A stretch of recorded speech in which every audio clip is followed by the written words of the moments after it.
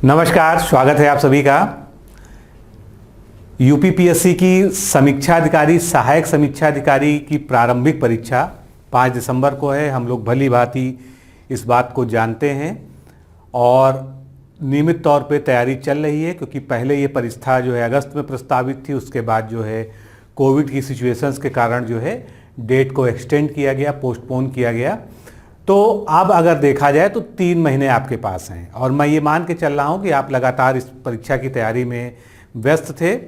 तो आखिरी का जो समय होता है 3 महीने का, 2 महीने का, ये रिवीजन के लिए बहुत ही महत्वपूर्ण होता है। हम सब जानते हैं, क्योंकि हम लगातार जो है विभिन्न एग्जाम्स की तैयारी करते हैं और इस समय आपको एक सटीक रणनीति की आवश्यकता होती है, क्योंकि अगर आखिरी के समय का सही यूटिलाइजेशन नहीं किया गया तो निश्चित रूप से जो है आप ट्रैक से भटक सकते हैं और बहुत सारी जो है ऐसी ज़रूरी चीज़ें हैं जो आपसे छूट सकती हैं, जो आपको पढ़नी चाहिए थी, लेकिन आप जो है नहीं पढ़ें या उसको जो है छोड़ दें या वो आपके रिवीजन से रह जाए।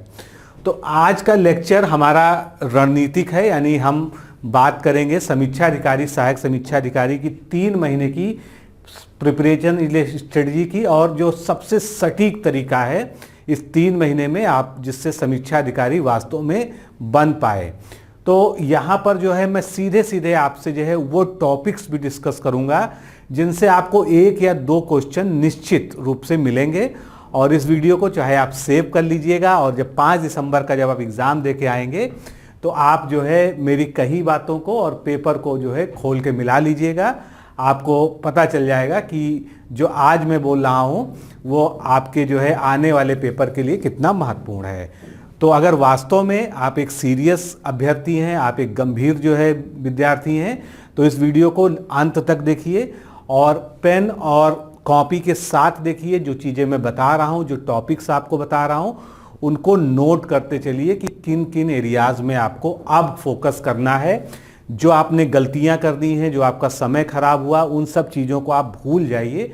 अब बिल्कुल नई सोच के साथ जो है कि अब आपको ये 3 महीने में कुछ गड़बड़ नहीं करनी। ये 3 महीने आपको बिल्कुल समर्पित होना है। आपके दोस्त, आपके रिश्तेदार, आपके नातेदार या कोई भी जो है आपसे नाराज़ हो जाए, उसके बावजूद भी अब आपको सबसे मेल जोल ख़त्म कर देना है। सोशल जो है अपनी अटेंडेंस को ख़त्म कर देना है, पूरी तरह से नहीं, लेकिन यह है कि कम कर देना है और पूरी तरह से समर्पित हो जाना है। और निश्चित रूप से अगर आप वास्तव में समीक्षा अधिकारी बनना चाहते हैं, आप इस लीडर बोर्ड में आना चाहते हैं, जो हमारे पिछले बैच के अभ्यर्थी हैं, जिन्होंने 2016 का जो है फाइनल समीक्षा अधिकारी का एग्ज़ाम क्रैक किया है हमारे साथ जो है, तो आपको अगले 3 महीने के लिए सारी दुनिया जहान की बातें भुलाकर केवल पढ़ाई पर फोकस करना होगा।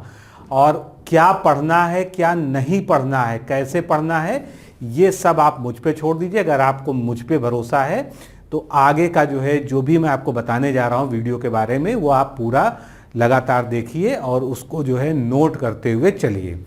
तो सबसे पहले आप लोग की बहुत सारी क्वेरीज आ रही हैं कि समीक्षा अधिकारी का बैच जो हमारे द्वारा जो है बीच में बंद कर दिया गया था, तो ये जो है समीक्षा अधिकारी का बैच फिर से स्टार्ट किया गया है। अब आप 3 महीने में अगर आपने कोई और प्रिपरेशन आप अच्छे से नहीं कर पाए, आपको लगता है कि आप अपने से तैयारी नहीं कर पा रहे हैं और आप एक जो है सटीक नोट्स, सटीक मार्गदर्शन, सटीक वीडियो लेक्चर्स के माध्यम से तैयारी करना चाहते हैं, तो आप हमारे जो है इस कोर्स को ज्वाइन कर सकते हैं। ज्वाइन करने के लिए आपका प्रोसीजर सिंपल है। आपको यहाँ पर एक व्हाट्सएप नंबर दिखाई दे रहा है, इसी व्हाट्सएप नंबर पर आपको ROARO वीडियो कोर्स लिख के भेजना है, या आप जो है यूपीपीएससी ROARO भी लिख सकते हैं और आपको सारी इन्फॉर्मेशन दे दी जाएगी। कुछ बातें जो है ब्रीफ में आपको बता देता हूँ स्टार्ट करने से पहले। हमारी जो कोर्स है ये 3 तरह से डिजाइन किया गया है। इसमें जो सबसे बेस्ट ऑप्शन है, जो सबसे अच्छा ऑप्शन है, वो कंबाइंड कोर्स का है, जिसमें प्रीलिम्स और मेंस की पूरी तैयारी आपको कराई जाती, क्योंकि प्रीलिम्स और मेंस इस परीक्षा के 2 अभिन्न अंग हैं। अगर आप ये सोच के चलते हैं कि हमको किसी तरह से प्रीलिम्स पास कर लेना है, उसके बाद हम मेंस के बारे में सोचेंगे, तो आप बहुत बड़ी भूल कर रहे हैं। जैसा कि मैं शुरू से समझाते आ रहा हूँ, पिछले बैच का भी और उससे पहले के भी जितने एक्सपीरियंस हैं, बहुत सारे लोग हैं जो जी जान लगाकर प्रीलिम्स को निकाल लेते हैं, लेकिन उनके साथ एक समस्या आ जाती है, जब मेंस के लिए उनको मात्र 2.5 से 3 महीने का समय मिलता है, उसके बाद जो है वो समझ नहीं पाते कि पत्र लेखन कैसे तैयारी करें, निबंध की तैयारी कैसे करें, हिंदी का सिलेबस कैसे कवर करें, जीएस भी साथ में कवर करनी है, और जो है गद्यांश है, बाकी चीज़ें हैं, इतना सारा जो है वाइड उसका सिलेबस है। तो 2.5 से 3 महीना जो है बिल्कुल भी पर्याप्त वहाँ पर नहीं होता है। तो ऐसी स्थिति में अगर आप चाहते हैं कि अभी से भी अगर आप जो है प्रीलिम्स और मेंस की एक साथ लग के तैयारी करना चाहते हैं, तो आप जो है इस कोर्स के साथ जा सकते हैं। दूसरा हमारा जो है केवल प्रीलिम्स के लिए बैच है, और तीसरा जो है हमारा कोर्स जो है केवल मेंस के लिए है। ये उन लोग के लिए है जो लगातार प्रीलिम्स तो निकालते हैं, किसी वजह से उनका मेंस अटका हुआ है और मेंस में वो कमियां कुछ कर रहे थे, लेकिन जब आप हमारे साथ जुड़ेंगे तो आप समझ जाएंगे कि आप क्या कमियां कर रहे थे। क्योंकि पत्र लेखन में जो आप जो है इलाहाबाद और बाकी जगहों के जो है पुराने नोट्स को फॉलो करते हैं, जिनमें ऑथेंटिसिटी उतनी अच्छी नहीं होती है, तो हमारे यहाँ जो भी तैयारी कराई जाती है वो सभी जो है अधिकृत संसाधनों से लिए हुए होते हैं। उत्तर प्रदेश, जैसे पत्राचार की बात करें तो वो सभी जो है उत्तर प्रदेश सरकार की जो पत्राचार की जो है फॉर्मेटिंग है और जो उनके उदाहरण है उसके अनुरूप ही कराया जाता है। इसी तरह से बाकी सेगमेंट है, निबंध इत्यादि का जो है विधिवत अवलोकन करके आपको आपकी कमियां बताई जाती है, उसमें सुधार कराया जाता है। इसी तरह से गद्यांश है, मुहावरे, लोकोक्तियाँ और बाकी चीज़ें हैं। तो ये कंप्लीट पैकेज है। आप जो है अगर चाहते हैं कि सुनहरे अवसर को, सुनहरा अवसर इसलिए है कि आप जानते हैं कि 2016 का एग्ज़ाम हुआ, 2017 का हुआ, उसके बाद जो है आरओ की कोई वैकेंसी नहीं आई, सीधे वैकेंसी आई आपकी 2021 में, जो आपने भरी है और आप उसकी तैयारी कर रहे हैं। तो बार बार जो है ये बिल्कुल भी निश्चित नहीं है कि हर साल आरओ की वैकेंसी आनी ही आनी है। 2021 में आई है, 22 में आएगी कि नहीं आएगी कोई भी सर्टेनिटी नहीं है, 23 में आएगी कि नहीं आएगी इसकी भी कोई सर्टेनिटी नहीं है। इसलिए आप समय आ गया है कि आप पूरी जो है अपनी स्टेमिना से, पूरे जो है लगन से इस परीक्षा की तैयारी करें और इन 3 महीनों में प्रीलिम्स को जो है क्वालिफाई करने लायक स्थिति में ले आएँ और जो है साथ में मेंस के लिए जो है फाउंडेशन भी अपनी बनाते चलें। तो अगर आप कोर्स ज्वाइन करना चाहते हैं तो यहाँ पर जो है आपको दिया गया है, और ऐप के माध्यम से जो है आप इस कोर्स को डिकोड एग्ज़ाम का ऐप प्ले स्टोर से डाउनलोड कर लीजिए और वहाँ से आप जो है इसको एसेस कर सकते हैं। चलिए अब हम जो है अपनी स्ट्रेटेजिक यानी जो है रणनीतिक बातचीत शुरू करते हैं। 2-3 वीडियो इससे पहले भी जो है पिछले 1 साल में इस पर बनाए जा चुके हैं, निश्चित तौर पे आपने देखे होंगे। तो लेकिन जब 6 महीने का समय होता है, जब 1 साल का समय होता है, तब स्ट्रेटजी जो है लॉन्ग टर्म होती है, और जब 3 महीने का समय बचता है या 2 महीने का समय बचता है तो हमको शॉर्ट टर्म स्ट्रेटजी पे चलना पड़ता है, जिसमें हमको कुछ रिस्क भी लेने पड़ते हैं। लेकिन अगर आप जो है एक अनुभव आधारित जो है बात को समझेंगे तो आप जो है समझ पाएंगे किस तरह से करना है। तो अब आपके पास हिंदी में 3 महीने का समय, हिंदी क्या पूरे एग्जाम में ही 3 महीने का समय है प्रीलिम्स का। हिंदी में क्या करना है, आपने एक बार सब चीज़ों को अच्छी तरह से पढ़ लिया है, मैं ये आपको मान के चलता हूँ। तो अब जो है आपका रिवीजन का समय आता है, आप जो है चीज़ों को दोहराएंगे। शुरुआत कैसे करेंगे? शुरुआत आपको करनी है प्रीवियस ईयर क्वेश्चन से। सबसे पहले आप जो है कोई भी ऑथेंटिक किताब, घटना चक्र, यूथ पब्लिकेशन या जो भी आप जो है प्रकाशन आपके पास हो, उसमें जो है जिसमें आयोग के सही उत्तर जो है आपको मिले, ऐसी जो है प्रीवियस ईयर की बुक ले लीजिए और इन टॉपिक्स को शुरू करिए। कैसे शुरू करेंगे? जैसे मान लीजिए विलोम है, तो सबसे पहले प्रीवियस ईयर क्वेश्चंस विलोम शब्द के सारे कवर कर लीजिए। उसके बाद क्या करना है, जो भी आप बुक्स से पढ़ते हैं, चलिए बुक्स की बात चल गई तो सबसे पहले आपको बुक्स पे ही ले चलते हैं, फिर जो है आगे की बात करते हैं। डॉक्टर हरदेव बहारी, डॉक्टर पृथ्वीनाथ पांडे, वासुदेव नंदन प्रसाद या डॉक्टर हरदेव बहारी और केदार शर्मा की कंबाइंड वाली बुक, इसके अलावा घटना चक्र प्रीवियस ईयर बुक तो आप लेंगे ही लेंगे। एक शब्दकोश आपके पास होना जरूरी है, क्योंकि कुछ ऐसे शब्द होते हैं जिनका आपको मतलब पता होना चाहिए। जैसे कि जो है कोई भी शब्द जो है, जैसे मान लीजिए एक उदाहरण लेते हैं, पिछले साल पूछा गया था देदीप्यमान। अब अगर आपसे अगर देदीप्यमान शब्द दे दिया गया है और आपसे इसका विलोम पूछा गया है, तो अगर आप देदीप्यमान का जो है सही अर्थ नहीं जानते हैं, आपने कभी नहीं पढ़ा है, सही अर्थ नहीं जानते हैं, तो आप उसका विलोम भी सही नहीं पता कर पाएंगे। तो कुछ शब्द जो आपको चौंकाते हैं, जो आपके लिए नए हैं, भले वो जो है हिंदी में बहुत अच्छी तरह से यूज़ किए जाते हैं, लेकिन हो सकता है कि आप उसका सही अर्थ या एक सटीक अर्थ नहीं जानते हैं। तो उस समय आपको करना है कि कोई भी जो है डिक्शनरी, खासकर जो है राजपाल प्रकाशन पे या प्रभात हिंदी शब्दकोश जो है, ये वाली डिक्शनरी ले सकते हैं। इससे आप जो है उसका अर्थ, विलोम, समानार्थी, ये सब जो है अगर आप नोट कर लेंगे तो इससे जो है कभी अनएक्सपेक्टेड क्वेश्चन आपसे पूछा जाएगा तो वो कवर हो जाएगा। इसके अलावा अगर आपको लगता है कि जो है हम इनमें से 2-3 किताबें जो है आप पढ़ चुके हैं या आप नहीं लेना चाहते हैं आप जो है, तो सबसे अच्छा ऑप्शन आपके पास है हमारे संस्थान की जो ई बुक है हिंदी की। कैसी है ई बुक? ये आपके सामने ई बुक जो है इस तरह का उसका कवर पेज है। आप हमारा ऐप खोलिए, डिकोड एग्जाम का ऐप खोलिए, उसमें लॉगिन करिए। उसमें जो है आपको दिखेगा e books and PDF. E books and PDF वाले जो है सेगमेंट में आप जाइए ऐप में, वहाँ से आप जो है इस बुक को डाउनलोड कर सकते हैं। सबसे आसान तरीका यही है। तो और उसके अलावा जो है अगर आपको नहीं मिल रहा है, कोई समस्या है, तो आप इस नंबर पर ई बुक हिंदी ई बुक पीडीएफ लिखकर जो है व्हाट्सएप कर दीजिए, आपको जो है लिंक प्रोवाइड करा दिया जाएगा। जो किताबें हमने डिस्कस की वो यहाँ पर जो है उनके चित्र यहाँ पर लगा हुआ है, जिससे आपको जो है ज़रूरत हो तो आप इसको एक बार अच्छे से देख सकते हैं। अब हम आगे चलते हैं, क्योंकि अब किताबों पर डिस्कस करने की बहुत ज़्यादा आवश्यकता नहीं है, जो भी मटेरियल से आप पढ़ रहे थे। लेकिन ये जरूर ध्यान रखिएगा कि ऑथेंटिक मटेरियल है, क्योंकि समीक्षा अधिकारी में वाक्य एवं वर्तनी शुद्धिकरण और इस तरह के कुछ जो और टॉपिक हैं उनमें जो है प्रामाणिकता बहुत ज़रूरी है। जरा सा भी जो है किसी बुक में गलती होगी, हालांकि हर बुक में छोटी मोटी गलतियां हैं, लेकिन जो सबसे कम गलती वाली बुक्स हैं उनकी मैंने बात की। और आप जो अगर डिकोड एग्ज़ाम की ई बुक ले रहे हैं तो जो है आपको कोई भी जो है अलग से बुक नहीं पढ़नी पड़ेगी, सब कुछ वहाँ पर जो है कंपाइल्ड है। तो विलोम शब्द के आपने पुराने जो है क्वेश्चंस सॉल्व कर लिए सारे।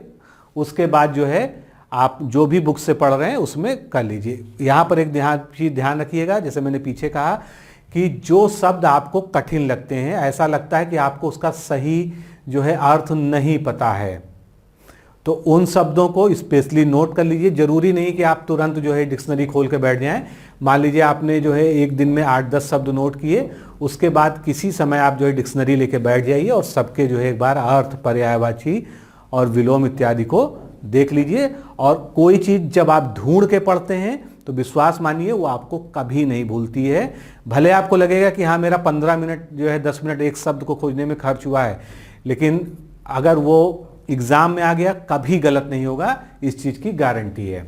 तो इसी तरह से वाक्य एवं वर्तनी शुद्धि, अनेक शब्दों के लिए एक शब्द, तत्सम, तद्भव, विशेष, विशेषण, पर्यायवाची। अब यहाँ पर ध्यान देने वाली योग्य बात है, विलोम शब्द बहुत सामान्य तरीके से जो है हल हो जाते हैं, क्योंकि ये ऐसे टॉपिक हैं जो आप बचपन से पढ़ते चले आ रहे हैं, हर स्तर पर आपने पढ़ा है, उसका लेवल जो है ऊंचा होता जाता है। अनेक शब्दों के लिए एक शब्द, ये सब ऐसे हैं जिसमें से आपको एक भी गलत नहीं करने हैं, ये आपके 100% सही होने चाहिए। उसके बाद जो है पर्यायवाची शब्द, पर्यायवाची में ऑड वन आउट टाइप के क्वेश्चन ज़्यादा पूछे जाते हैं। जैसे कि उदाहरण, निम्न में से हाथी का एक पर्यायवाची कौन सा नहीं है? ABCD 4 ऑप्शन आपके सामने आ गए। अब क्या किया जाएगा? 3 ऑप्शंस में हाथी के पर्यायवाची होंगे, एक में नहीं होगा। इसलिए जो भी पढ़िए उसको अच्छे से पढ़िए, अर्थ समझ के पढ़िए और रटने का प्रयास मत कीजिए। रटने से चीज़ें नहीं बनती हैं। अब जैसे गजानन, तो जो है गजानन क्यों बोला जाता है? थोड़ा सा क्यूरियोसिटी, अपने आप को जो है क्यूरियस बनाइए। किसी का, भगवान का कोई विशेष नाम है तो वो क्यों नाम है, अगर आप 1 मिनट के लिए गूगल में सर्च कर लेंगे तो आपको पता चल जाएगा, लेकिन याद हो जाएंगे। इसके अलावा जो मैंने पढ़ाते समय भी आपको कई बार बताया है, कई शब्द ऐसे हैं जिनके एक से ज़्यादा समानार्थी होते हैं, जिनको हम अनेकार्थी भी कह सकते हैं।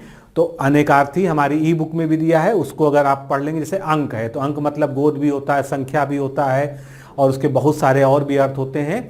तो होता क्या है, मान लीजिए पूछा गया अंक का निम्न में से कौन सा एक पर्यायवाची नहीं है।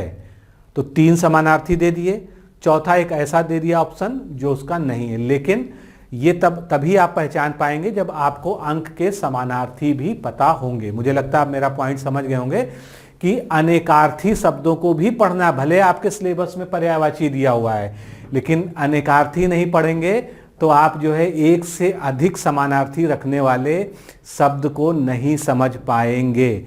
इस तरह से कुछ शब्द ऐसे होते हैं जिनका, जैसे जो है लक्ष्मी जी हैं, सरस्वती जी हैं, उनमें आप देखेंगे तो कम से कम 2 नाम उनके ऐसे हैं, 2 पर्यायवाची उनके हैं जो बिल्कुल समान है, उनके लिए भी प्रयोग होता है, उनके लिए भी प्रयोग होता है।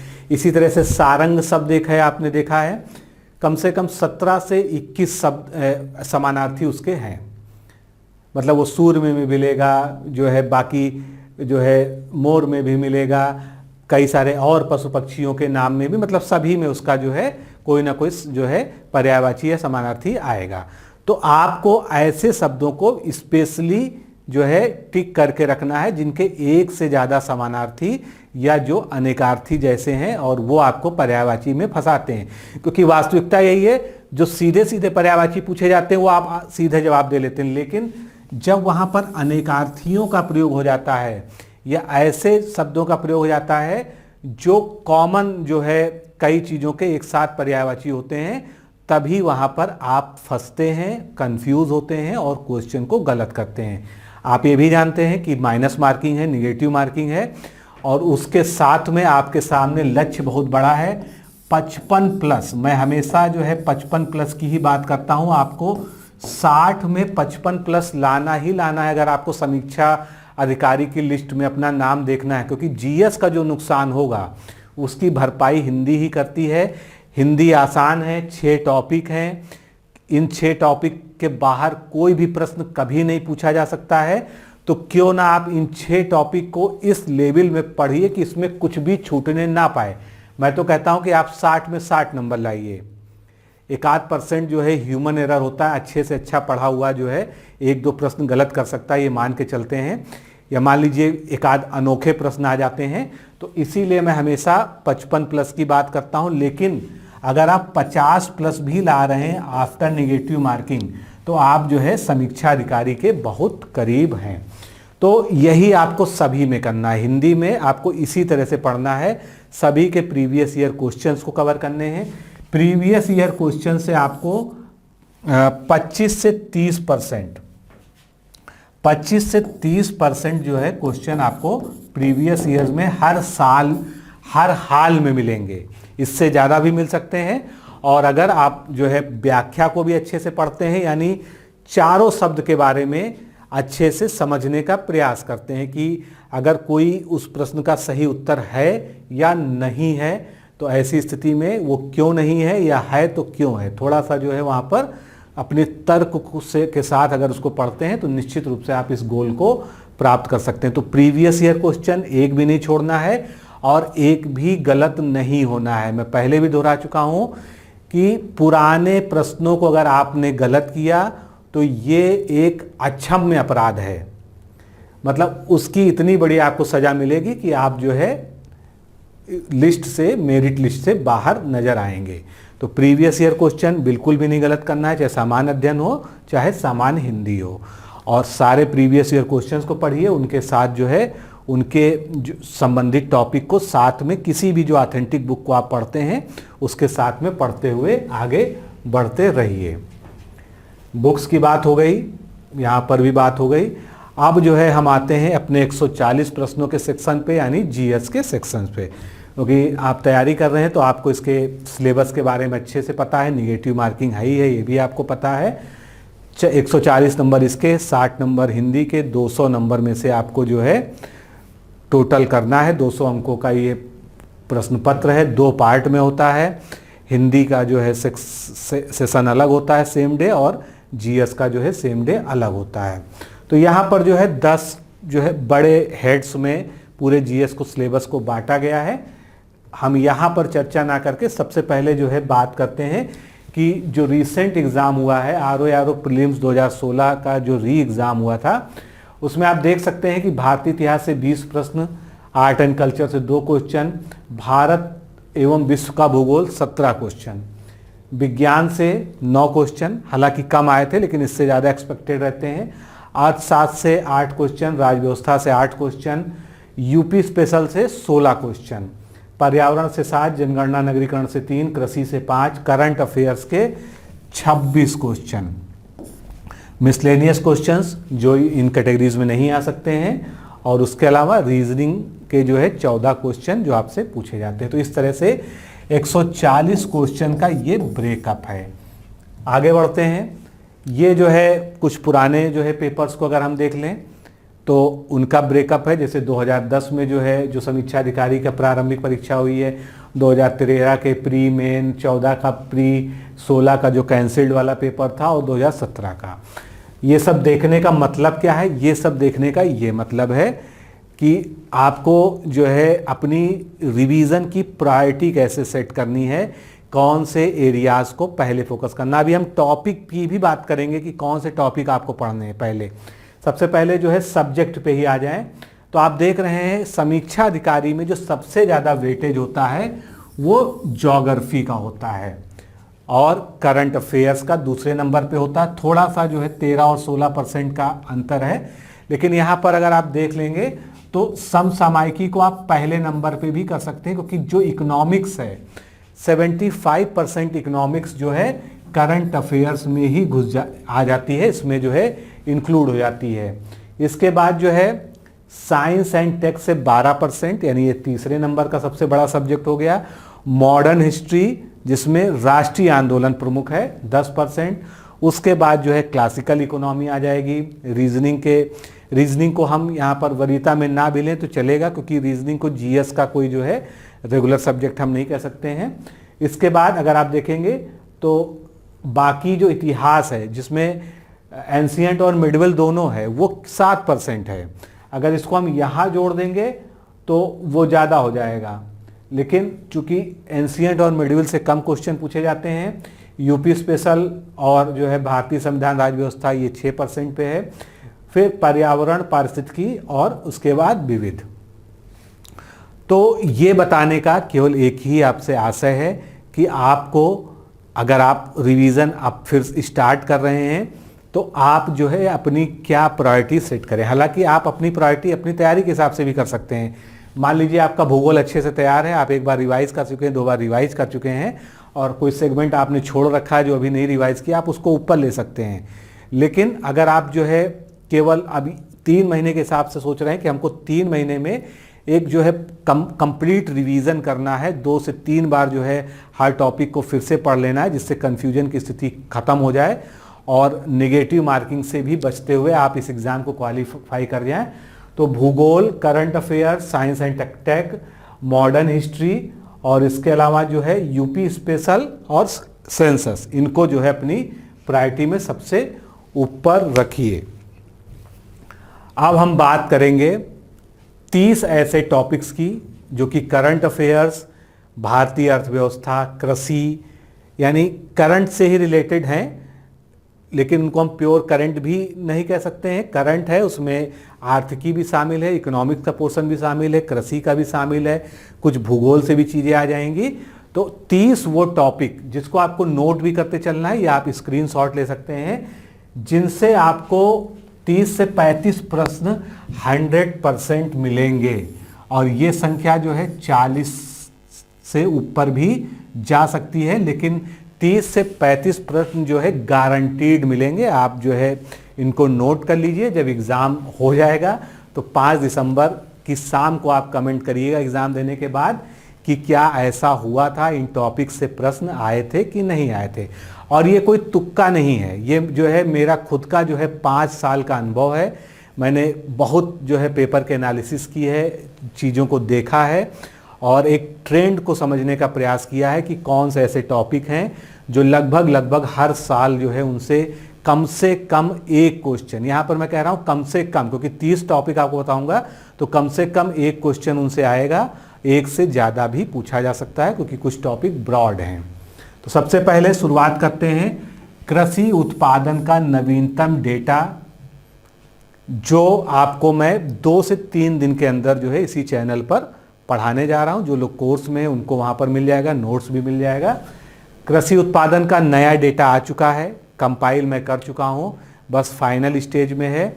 और अभी जो बुक्स में पब्लिश हो चुके हैं डेटा जो है, उनसे भी एक स्टेप आगे एडवांस डेटा आ चुका है। यानी 2021-20 का, कृषि के मामले में कहें 2020-21 का second advance estimate government of India ने जारी कर दिया है। और हम लोग जो है जो भी कृषिगत डाटा पढ़ेंगे वो इसके आधार पे पढ़ेंगे, ना कि 17-18 का या 18-19 का।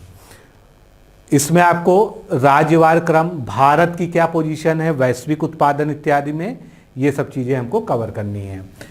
दूसरे नंबर पर मिनरल प्रोडक्शन और रिजर्व, भारत में जो है खनिज, भारत विश्व में जो है खनिज का उत्पादन, उनका भंडारण का डेटा, राज्यवार और ग्लोबल डेटा जो है जिसमें इंडिया की क्या पोजीशन है, क्या रैंकिंग है, ये सारा जो है हमको पढ़ना है। तांबे के उत्पादन की क्या स्थिति है, कौन सा शीर्ष देश है विश्व का, चांदी के उत्पादन में कौन देश है, यही सब चीज़ें जो है इंडिया के संदर्भ में कि कौन कौन से राज्य।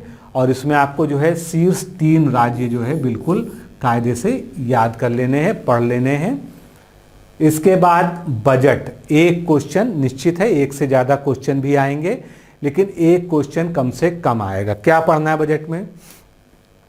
बजट का आकार क्या है, पिछले साल से इस साल के बजट में कितनी ग्रोथ हुई है, बड़ी 5 वो योजनाएं कौन सी हैं जिनको सबसे ज़्यादा जो है बजट दिया गया है, 5 वो विभाग कौन से हैं जिनको सबसे ज़्यादा बजट आवंटन किया गया है, बजट में कौन सी नई योजनाओं की घोषणा की गई है, और उसके अलावा जो है बजट में जो किस सेक्टर को फोकस किया गया है, बजट की थीम क्या है, बजट का स्लोगन क्या है, बजट इस बार की बजट की सबसे बड़ी विशेषता क्या है, डेट क्या है जिसमें पेश किया गया, मतलब बजट को आपको अच्छे से कवर करना है। इसके बाद आर्थिक समीक्षा जो बजट के पहले ही जारी होती है, एक दिन पहले। आर्थिक समीक्षा में बहुत सारा काम का डेटा होता है जो हमारी पूरी आर्थिकी बनाता है। आर्थिक समीक्षा और बजट दोनों इसी चैनल पर मैं पढ़ा चुका हूं, आप सर्च करके जो है आप अगर उतना भी 2-3 बार वीडियो को देख लेंगे तो आपको सब चीज़ें जो है अच्छे से याद हो जाएंगी। बाकी अभी आर्थिकी का मैं स्पेशल एक सेशन 10 दिन के अंदर लाऊंगा, जिसमें मैं फिर से जो है बजट, आर्थिक समीक्षा और बाकी जो है लेटेस्ट जो इकोनॉमिक ट्रेंड है उनका जो बिल्कुल नया निचोड़ है, जो बिल्कुल सारगर्भित आपके एग्ज़ाम ओरिएंटेड है, उसको जो है मैं उस लेक्चर में लेके आऊँगा। इसके बाद आते हैं भारत की राजकोषीय स्थिति, जीडीपी और जीवीए के नवीनतम आंकड़े, अर्थव्यवस्था के क्षेत्रवार वृद्धि के आंकड़े। अभी आपने मुश्किल से 2 दिन पहले जो है हेडलाइन देखी होगी कि भारत जो है जीडीपी ग्रोथ में फिर से जो है कमबैक कर चुका है। तो सेकंड जो हमारा अभी क्वार्टर बीता है उसके आधार पे है, और जब तक आपका एग्ज़ाम होगा तब तक 3rd क्वार्टर भी बीत जाएगा। तीसरी इस जो है जनवरी, फरवरी, मार्च पहला क्वार्टर हो गया, अप्रैल, मई, जून दूसरा क्वार्टर हो गया, जुलाई, अगस्त, सितंबर तीसरा क्वार्टर हो गया। तो सितंबर के बाद जो है अक्टूबर में जो है पहले 10 दिन में डेटा रिलीज़ होगा, उसके आधार पे आपको ये तैयार करना है कि उस समय क्या राजकोषीय स्थिति है, जीडीपी का लेटेस्ट क्या अनुमान लगाया गया है। और ये जीडीपी का अनुमान ये नहीं कि केवल नीति आयोग ने या आरबीआई ने जो कह दिया, बहुत सारी जो है ग्लोबल एजेंसीज हैं, आईएमएफ है, वर्ल्ड बैंक है, इसके अलावा जो है यूनाइटेड नेशंस है, और भी कई सारी मॉनिटरिंग एजेंसीज हैं, वो जीडीपी के जो है अनुमान प्रस्तुत करती है। तो उन अनुमानों को आप जो है लिखते चले जाइएगा। सब में थोड़ा थोड़ा अंतर होता है, लेकिन जो बड़ी जो है ग्लोबल इंस्टीट्यूशंस हैं उनके बेस पर ये पूछा जा सकता है। तो और जो है जितने भी अर्थव्यवस्था के क्षेत्र हैं, प्राथमिक, द्वितीयक, तृतीयक, उनमें जो है उस समय क्या जो है ग्रोथ रेट चल रही है, या अगर बात करें आर्थिक समीक्षा से इसको उठा सकते हैं कि 20-21 में क्या जो है ग्रोथ रेट रहा, एग्रीकल्चर सेक्टर का क्या रहा, इंडस्ट्री सेक्टर का क्या रहा, सर्विस सेक्टर का क्या रहा।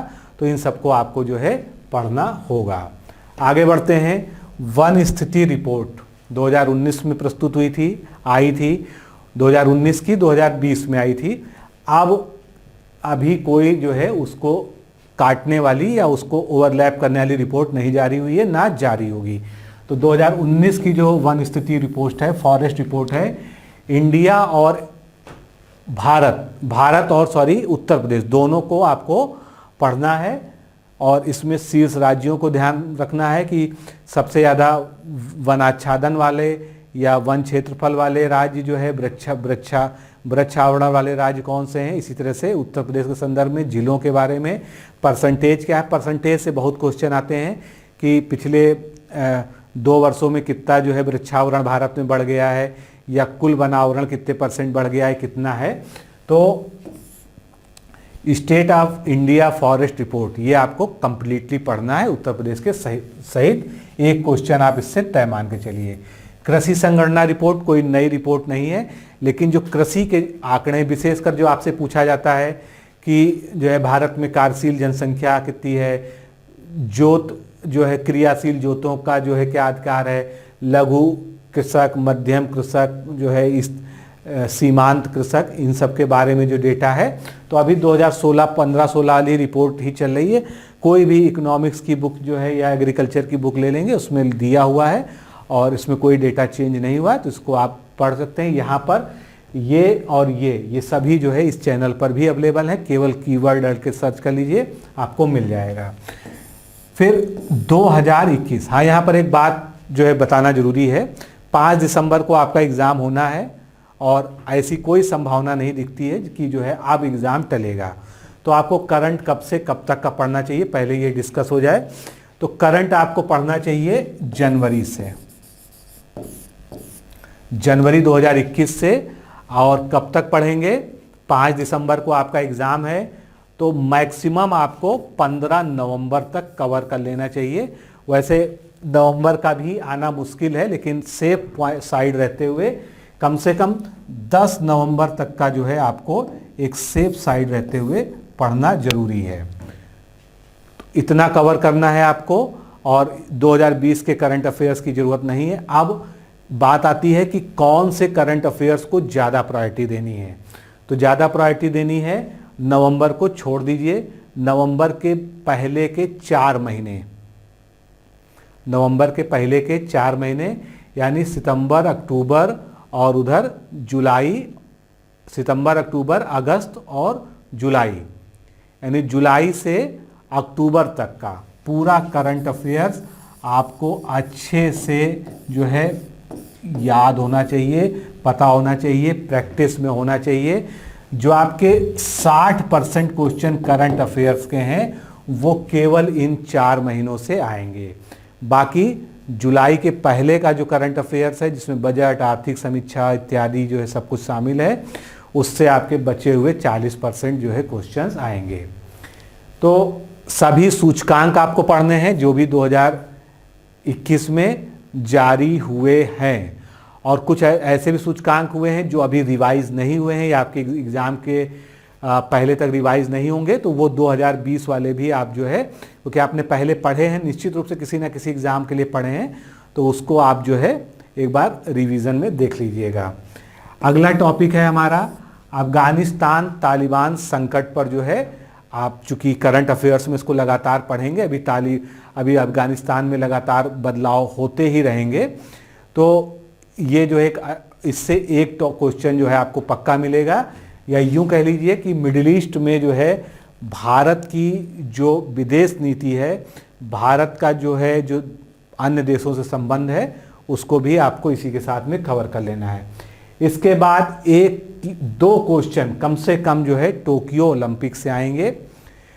टोक्यो ओलंपिक और पैरा ओलंपिक गेम्स दोनों में जो है भारत ने स्वर्ण पदक जीते हैं और भी पदक जीते हैं और अच्छा प्रदर्शन किया है, पहले के वर्षों की अपेक्षा अच्छा सुधार दिखाई दिया है।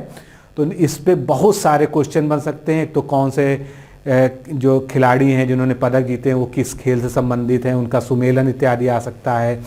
या 2020 टोक्यो ओलंपिक में जो है जो विशेष बातें रही हों, कई सारी विशेष बातें रही हैं, उनको आपको जो है इसमें कवर कर लेना है।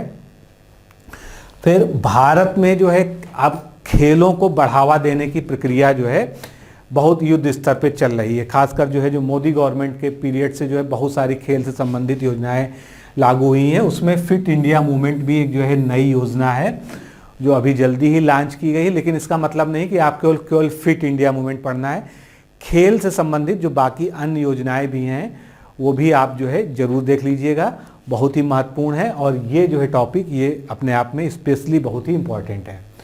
फिर आते हैं अर्थव्यवस्था के ही टॉपिक है, भारत का विदेशी व्यापार। कौन से ऐसे शीर्ष देश का क्रम है जहां से भारत का सबसे अधिक निर्यात आयात हुआ है, बायलैटरल व्यापार सबसे ज़्यादा किसके साथ हुआ है, भारत की मुद्रा कोष की क्या स्थिति है, विशेषकर जो है 1 अप्रैल या 31 मार्च 2021 तक की क्या स्थिति रही है, वो उतना सफिशिएंट है, या कोई लेटेस्ट डाटा आ जाएगा तो हम यहाँ कवर भी करेंगे। और कितना विदेशी ऋण है, कितना जीएसटी संग्रह हुआ है, क्योंकि जीएसटी संग्रह में अब लगातार रिकॉर्ड ही बन रहे हैं। तो जितने भी इस तरह के हैं जो एक नए रिकॉर्ड के रूप में आ रहे हैं उनसे जो है आपको क्वेश्चन मिल सकते हैं। आगे बढ़ते हैं। विश्व के देशों में जो है जितने भी राष्ट्रपति, प्रधानमंत्री या जो है राष्ट्राध्यक्ष होते हैं जो नए तौर पे नियुक्त होते हैं, वहाँ पर शासन का परिवर्तन होता है या चुनाव होता है, तो उनसे एक क्वेश्चन निश्चित रहता है। तो ये आप पढ़ लीजिएगा, सभी मैगजीन्स में सभी जगह आपको मिल जाएगा अच्छे से जो है। फिर 2021 के प्रमुख दिवस और खासकर वो दिवस जो पहली बार मनाए जा रहे हैं। एक एग्जाम्पल आपको मैं देता हूँ, जैसे कि पहला प्रोटीन दिवस इस बार मनाया गया। हो सकता है बहुत से लोगों ने नाम ही ना सुना हो। तो पहला प्रोटीन दिवस मनाया गया, कब मनाया गया, क्या थीम है, क्या इसके पीछे वजह रही है। तो जो चीज़ें पहली बार होती हैं वो अपने आप में करंट अफेयर्स के सेक्शन में सबसे ज़्यादा महत्वपूर्ण हो जाती हैं। तो राष्ट्रीय अंतर्राष्ट्रीय दिवस एक रेगुलर टॉपिक है करंट अफेयर्स का, जिससे एक क्वेश्चन लगभग निश्चित होता है। और इसमें भी जो 2021 में नवीनतम जो है नए घोषणाएं करके शुरू किए गए हैं, चाहे वो यूनाइटेड नेशंस ने किया हो, चाहे भारत सरकार ने किया हो राष्ट्रीय स्तर पर, उनको आपको विशेष रूप से अलग नोट करके रखना है। आगे बढ़ते हैं। अब आती है भारत में पहली बार। आप इस तरह सुनते होंगे ना, भारत में पहला जो है Covid vaccine centre, digital Covid vaccine centre कहाँ पर खुला, यहाँ पर खुला। भारत में पहली बार जो है सोलर एनर्जी से चलने वाली नाव कहाँ पर चली, भारत में पहली बार जो है ये चीज़ कहाँ पर स्थापित हुई। तो भारत में जो पहली बार हुआ है 2021 में, जहाँ भी आप पहला शब्द देखिए उसको मोटा मोटा अंडरलाइन कर लीजिए, उसको कहीं विशेष अपना अलग जहाँ भी नोट्स बनाते हों वहाँ पर लिख दीजिए। इस तरह की हर चीज़ मोस्ट इम्पॉर्टेंट है, आप देख लीजिए। कोई भी पेपर उठाकर, केवल हम यूपीपीएससी आरओ की बात नहीं कर रहे हैं, कोई भी पेपर देख लीजिए आप, जो है करंट अफेयर्स में सबसे ज़्यादा ये जरूर पूछा जाता है। इसमें आपको कोई भी इकाई स्थापित की गई, किसी राज्य में कोई पहली बार कोई पहल की गई, कोई नवाचार किया गया, कोई योजना या कोई परियोजना जो पहली बार स्टार्ट हुई है, उसको आपको स्पेशली जो है नज़र रखना है। फिर कोविड के कारण बहुत ज़्यादा अंतर्राष्ट्रीय सम्मेलन जो है फिजिकल वाले नहीं हुए हैं, हालांकि इधर अब शुरुआत हो गई है सेकेंड वेव के बाद जो है। तो राष्ट्रीय और अंतर्राष्ट्रीय सम्मेलन, गोष्ठियाँ, आयोजन जो हैं, जिसमें खासकर प्रधानमंत्री या राष्ट्रपति ने शिरकत की हो, विदेशी दौरा किया हो या भारत में आयोजित हुई हो, उनको आपको विशेषकर याद रखना है। ब्रिक्स है, G7 है, G8 है, G20 है, इसके अलावा यूनाइटेड नेशंस का कोई भी घटक संगठन है। तो इस तरह के जो बड़े और ख़ासकर जो है जिसमें भारत से राष्ट्रीय अध्यक्ष गए हैं, उनमें जो उनका आपको स्थान, दिनांक और उसकी जो कोई ख़ास बातें, वहाँ पर कोई ख़ास संधि समझौता हुआ है तो उसको भी आपको याद रखना है। फिर बात करते हैं रक्षा प्रौद्योगिकी से जुड़े करंट अफेयर। जैसे अभी आपने पढ़ा होगा कि लखनऊ में, उत्तर प्रदेश के लखनऊ में ब्रह्मोस मिसाइल की यूनिट जो है सैंक्शन कर दी गई है, बहुत जल्दी यहाँ पर उसका उत्पादन शुरू होगा।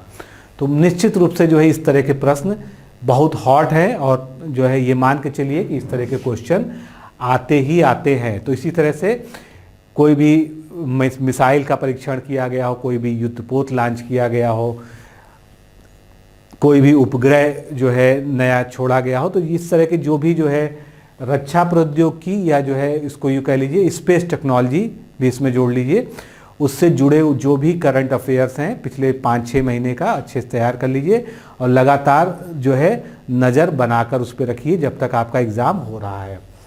फिर बहुत सारी जो है मोदी सरकार की ऐसी ऐतिहासिक उपलब्धियां हैं गिनाई जाती हैं जो है सरकार के द्वारा, जैसे कि उज्ज्वला योजना 2.0 शुरू हो गया है। अब उसका क्या लक्ष्य है, कब तक जो है उसमें कितने करोड़ और गैस सिलेंडर बांटे जाएंगे। तो इस तरह से कई सारी नवीनतम योजनाएं शुरू की गई हैं, बजट में घोषित की गई हैं या बीच बीच में आती ही रहती हैं। तो इन सबको जो है आपको याद रखना होगा। और उत्तर प्रदेश में खासकर अगर प्रधानमंत्री मोदी या जो है रक्षा मंत्री के द्वारा या किसी और केंद्रीय मंत्री के द्वारा किसी योजना का लोकार्पण, शिलान्यास इत्यादि किया गया है तो उसको भी आप हाइलाइट्स में ही रखें। फिर बहुत सारे प्रदेश हैं भारत में जिनमें कुछ ना कुछ नवाचारी योजनाएं शुरू की जाती हैं और वो ऐसी होती हैं जो यूं कह सकते हैं हम जो है कि किसी अन्य प्रदेश में उस तरह की योजना नहीं होती। जैसे उत्तर प्रदेश में मैं आपको करंट अफेयर्स पढ़ाता रहता हूं तो बीच बीच में इस तरह की चीज़ें बताता रहता हूं कि पहली बार जो है ये देश में उत्तर प्रदेश में शुरू किया गया, पहली बार जो है उत्तर प्रदेश में इस परियोजना को लाया गया जो देश में कहीं नहीं है। तो इस तरह की योजनाओं और परियोजनाओं को जो किसी राज्य द्वारा स्टार्ट की गई हैं और वो अपने आप में पहली बार की उपलब्धि है, उस तरह का कहीं और नहीं है, वो आपके सबसे हॉट जो है या सबसे इम्पॉर्टेंट जो है उसमें आ जाएगा। फिर इधर बहुत सारे अपडेट हुए हैं 2021 में। रामसर साइट्स बहुत सारी जोड़ दी गई हैं, यूनेस्को के विश्व धरोहर स्थलों की संख्या में बढ़ोतरी हो गई है, बाघ अभयारण्य की संख्या में बढ़ोतरी हो गई है। तो ये सब जो है रामसर वेटलैंड है, यूनेस्को की साइट्स हैं, बाघ अभयारण्य है या किसी जो है मान लीजिए कोई और अभयारण्य है, नेशनल पार्क है, वो जोड़ा गया है। तो इस तरह से जो इस तरह का है खासकर जो है इन्वायरमेंट से संबंधित है उसको आपको लिख लेना है, क्योंकि जो है जो कुछ भी नवाचार होता है इन सब चीज़ों में नई चीज़ें ऐड होती हैं उन पे क्वेश्चन जो है प्रायः देखने को मिल जाता है।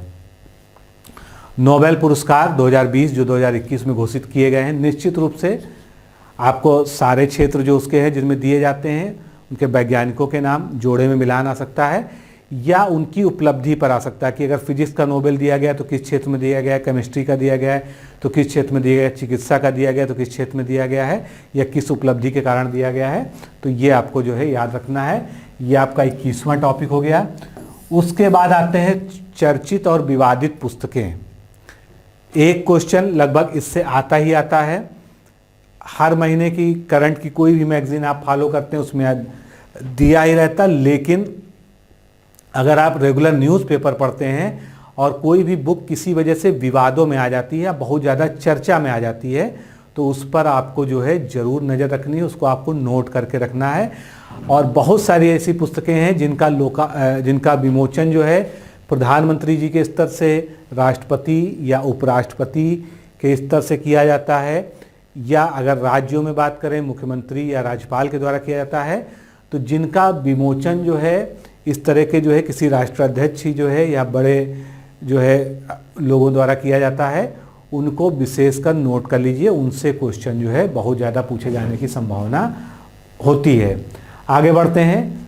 वर्ल्ड फिल्म फेस्टिवल और नेशनल फिल्म फेस्टिवल 2021 का, दोनों का याद कर लीजिए। सर्वश्रेष्ठ फिल्म, सर्वश्रेष्ठ अभिनेता, सर्वश्रेष्ठ निर्देशक इत्यादि जो कुछ भी जो है इनसे बहुत सारे क्वेश्चन पिछले सालों में पूछे गए हैं। फिर अभी स्वतंत्रता दिवस पर लेटेस्ट 15 अगस्त 2021 को जो है प्रधानमंत्री द्वारा कुछ जो है नई घोषणाएं की गई हैं, जैसे कि अब एनडीए में जो है महिलाएं यानी बेटियां भी जो है फीमेल्स भी जो है प्रवेश ले सकेंगी। उसके अलावा जो है पूरे देश में जो है सैनिक स्कूलों में जो है महिलाओं को प्रवेश मिलेगा। तो इस तरह की जो नई घोषणाएं हैं प्रधानमंत्री द्वारा लाल किले की प्राचीर से की गई हैं। उसके अलावा कई सारे नई योजनाओं का जो है उन्होंने जो है अपने भाषण में जो है संकेत दिए हैं, तो उन सबको स्पेशली नोट कर लीजिए। नहीं मिल रहा है तो आप जो है यूट्यूब पर जो इनका भाषण ही सुन लीजिए और नोट कर डालिए और निश्चित मानिए कि एक आध क्वेश्चन उससे जरूर आएगा। फिर आते हैं उत्तर प्रदेश का करंट अफेयर्स।